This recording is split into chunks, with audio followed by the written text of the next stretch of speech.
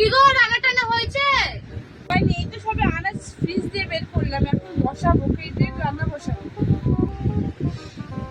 এখনো রান্না হয়নি? 10টা যে বেজে গেছে। আমার আজকে ঘুম থেকে উঠতে লেট হয়ে গেছিল তো, তার জন্য। উঠতে লেট হয়ে গেছে? ছাড়ো, তোমাকে আর রান্না করতে হবে না, আমি অফিস যাই। দাঁড়া, আমি এক্ষুনি রান্না করে যাচ্ছি। না থাক, অনেক উপকার করেছো তুমি আমার ওপর, আমি যাচ্ছি অফিসে।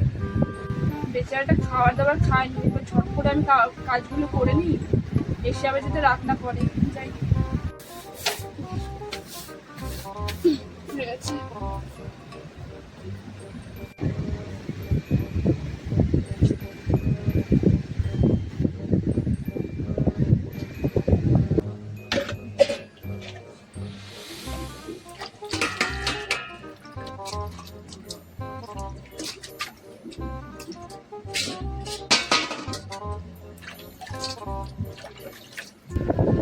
বৌমা, এক কাপ চা করে দাও না, মাথাটা খুব ধরেছে।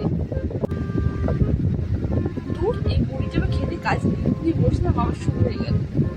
না, আমি পারছি না গো, এক্ষুনি সব কাজ বাজ করে উঠলাম তো, আমি পারছি না। আচ্ছা ঠিক আছে, আর ছেলেটা আসুক, আজ বাবুটা আসুক, ভালোভাবে বুঝবো ভালো। সাভার্স লেটার।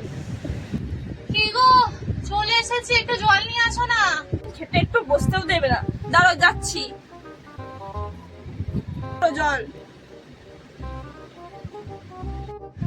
সারাদিন কাজ করতে করতে একদম হাঁপিয়ে গেছি, যাই একটু মায়ের সাথে কথা বলে আসি।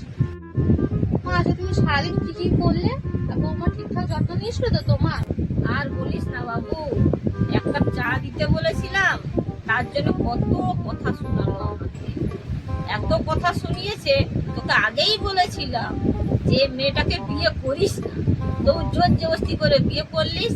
একটা কাজের কথা বললে শুধু ফাঁকাই বলেছিলাম তুই মেয়েকে বিয়ে করিস না, তবু তুই বিয়ে করলি। তুই এক কাজ কর, তুই মেয়েকে বাদ দে, আমি একটা মেয়ে দেখেছি, তার সঙ্গে তোকে দিয়ে বিয়ে দেবো, ভালোভাবে সংসার করবো। ঠিক আছে মা, আমি দেখছি এই বিষয়ে।